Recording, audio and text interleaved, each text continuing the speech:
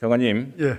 지난주 예결위 질의 때 제가 빠른 수사를 촉구했지만 지금 별다른 증거를 찾지 못한 채 수사가 미궁에 빠져들이는 형국입니다. 어떻습니까?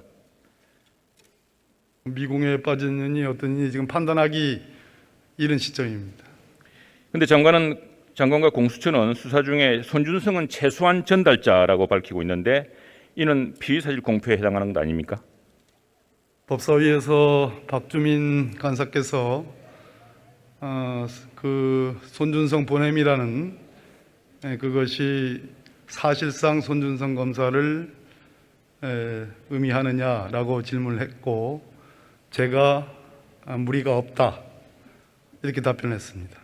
장관은 법무부 훈령으로 그것대로 피의 그냥 사실이라든가 검찰 수사 내용이 유출되면 내사에서 엄벌하겠다고 하셨죠? 형사사건 공개금지 규정을 개정을 했는데요. 그 개정의 취지는 수사의 동력으로 삼기 위해서 수사 주체가 피의 사실과 관련된 내용을 공개하는 경우에 적용이 됩니다. 근데 무슨 근거로 손준성 검사가 고발장을 보냈다고 이야기하십니까? 공익신고자인 조성은 씨의 여러 인터뷰, 텔레그램이라는 조작 가능성이 극히 희박한 그러한 디지털 정보, 또 조성은 씨가 대검 감찰부와 공수처에서 나가서 그 인터뷰 내용과 동일한 취지의 진술 이런 것들입니다. 법무부 장관이 일반 독자보다 못한 추리력으로 지금 상황을 전개하고 계십니다. 그건 잘못된 판단이십니다. 자, 손준성 검사가 윤 총장 쪽 인물인 것처럼 단정했는데 어제 추미애 장관의 TV 토론 못 보셨습니까? 저 보시겠습니까? 보지는 못했고 기사는 접했습니다. 추미애 장관은 손준성 인사 때 청와대와 여당에서 유임을 압박했다고 했죠. 네, 그렇게 보도가 된 걸 봤습니다. 그런데 손준성 검사는 윤석열 사람입니까? 적어도 대검의 수사정보정책관으로 발령이 난 당시에 그 경위에 대해서는 제가 소상히 알지 못합니다. 그러나 그 뒤에 대검 부장들 인사와 함께 그 뒤에 한 4가지 정도의 근거를 놓고 볼 때 손준성 검사는 윤석열 전 검찰총장에 가장 가까웠던 측근 중에 측근입니다. 지금 예단을 거듭하고 있습니다. 손준성 검사 압수수색에서는 어떤 내용이 나왔습니까? 말씀드릴 수 없습니다. 자, 제보자가 텔레그램 방을 폭파했다고 했습니다. 폭파 이유는 무엇 때문이라고 생각하십니까? 역시 말씀드리기 어렵습니다. 이상하지 않습니까? 제보 하루 전날 대화방을 삭제하고 핸드폰을 전달했습니다. 당시 김웅 의원과 나눈 대화방도 남아있다고 했지만 실제로는 삭제하고 검찰에 제출했습니다. 정상입니까? 공익신고자는 2대의 휴대폰을 얘기하고 있습니다. 그리고 그 폭파했다라고 하는 그 방과 관련된 증거자료를 저장을 했다라고 그렇게 얘기하고 있습니다. 지금 장관은 너무 제보자의 말에 따라서 오락가락합니다. 그리고 이 자칫 제보자의 말에 따라 수사가 좌지우지되는 꼴이 저는 이 사건을 접하고 지금까지 단 한 차례도 오락가락한 적이 없습니다. 윤지호 사기꾼과 너무 닮았습니다. 제가요?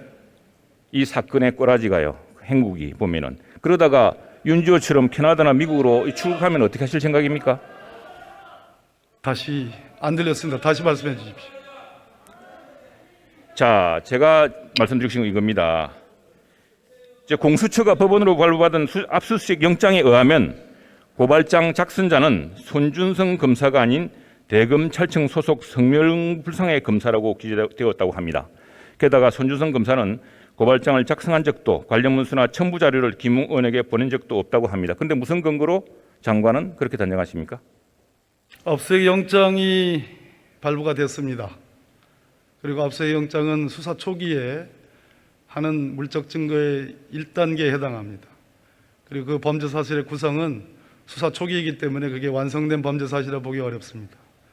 그러나 여러 가지 뉴스버스의 보도 내용, 그리고 조성은 씨의 여러 가지 인터뷰 내용, 그와 동일한 진술했다고 하는 그런 부분들, 디지털 증거들 이런 걸로 보았을 때 제가 그렇게 판단하고 있는 것입니다. 자, 조성은 씨는 검찰의 내부 고발자가 있다. 제3의 성명불상 인사가 있다라고 언론 인터뷰에서 이야기했습니다. 이야기 들으셨습니까? 예, 보도받습니다. 지금 장관의 발언을 크게 뒤흔들 만한 이런 이야기들이 나오고 있습니다. 왜 그게 크게 뒤흔들리는 거죠? 무슨 근거로 손준성으로 단정하고 지금 이 사건을 합니까? 지금 자 보세요. 성명불상, 압수수색 영장에도 성명불상의 검사라고 되어 있습니다. 최영두 의원님, 이 사건에서 공익신고자의 진술은 우리 형사소송법상의 거의 직접 증거에 해당합니다. 그리고 그것을 강력하게 뒷받침하는 디지털 증거가 있습니다. 아마 최영두 의원님께서 법조 출입을 많이 하셨기 때문에 제 말씀을 충분히 이해하실 거라고 생각합니다. 이 점을 가볍게 보는 것도 편향입니다. 장관께서 너무 확신하는 것도 편향입니다. 자, 보십시다. 야당의 대선 주자인 윤석열 예비후보는 이른바 고발 사주 의혹의 제보자의 주장과 민주당의 일방적 예단뿐 어디에도 등장하지 않습니다. 반면 국정원장은 제보자와 보도 직전에 2차례나 만난 사실이 뚜렷하게 등장하죠. 예, 만났다고 보도받습니다. 그런데 윤석열 후보는 송 검사와 검찰 선후배 사이고 그렇기 때문에 피의자를 입건한다면은 정치적 동지 관계인 두 사람의 수상한 만남에 대해서도 의심해야 되는 거 아닙니까? 만남 가지고 의심을 하게 되면 세상에 참 수사할 것이 많을 것 같습니다. 자, 그러나 국정원장이 어찌됐든 고발이 됐기 때문에 적어도 지금 최 의원님 말씀하시는 그 부분도 엄정하게 법과 원칙에 따라 저는 조사가 될 거라고 생각합니다. 그렇게 해주십시오. 더구나 국정원장이 제보자를 만난 날은 북한이 남북 공동연락사무소 통신연락을 끊은 다음 날입니다. 그건 이 사건하고 관계없는 얘기. 국가안보에 위중한 국정원장이 아무 일 없이 그 시기에 시내 호텔에서 제보자를 만나겠습니까?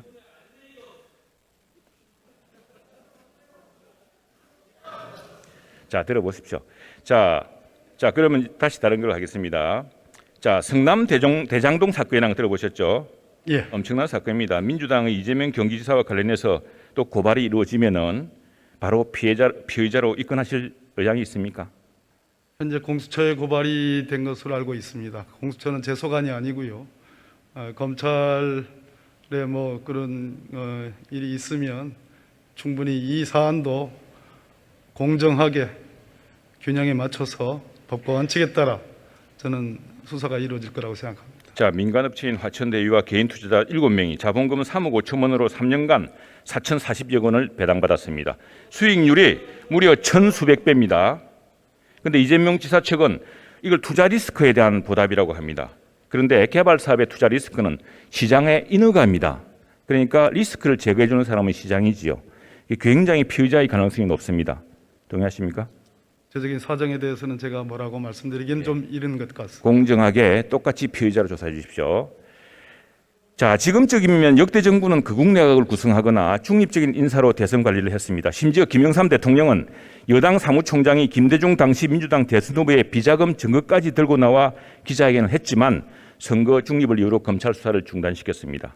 그런데 법무부 장관께서는 선입견, 예단, 제보자의 말, 인터넷 언론의 보도를 근거로 이 사건의 프레임을 예단하고 계십니다. 이것이야말로 다분히 선거 정치 공각에 가담하는 행위가 될 수 있습니다. 동의하십니까? 선거를 앞두고 있다고 해서 이 사건이 가리키는 현재까지의 객관적인 증거들을 무시하고 그것을 눈감아 버리는 것도 저는 편향이라고 생각합니다. 저나 선거 주무부처인 행안부 장관도 저는 이 대선을 앞두고 정치적 중립성을 잃고 있다고 저 스스로 또 행안부 장관께도 제가 여쭤봤습니다. 그렇지 않다고 앞뒤가 맞지 않은 발언과 제보자에 의존하는 일방적, 옛날에 김대엽도 제보자였습니다. 김대엽도요 엄청난 의인 대접을 받았습니다. 사건이 다릅니다. 김대엽이 처음에 제시했던 그 녹음 파일과 그것은 전문 진술을 담았던 녹음 파일들입니다. 그러나 지금 아까 제가 말씀드렸듯이 이 사건은 그 시대의 변화를 반영하는 디지털 증거가 있습니다. 상당한 수사 결과를 보고받으셨습니까? 조작하기가 어려운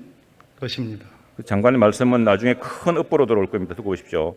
자, 이제 그냥 스스로 국회에 들어와서 민주당 대선 후보, 민주당 정권 재창출을 위해서 직접 뛰는 게 어떻습니까? 저는 법무부 장관으로서 최선을 다하고 있습니다. 심판을 해야 할 사람이 플레이어가 되어서 되겠습니까? 당당하게 물러나서 선거 중립을 위해 법무부 장관에서 물러난 명예로운 장관이었다라는 기록을 남겨주십시오.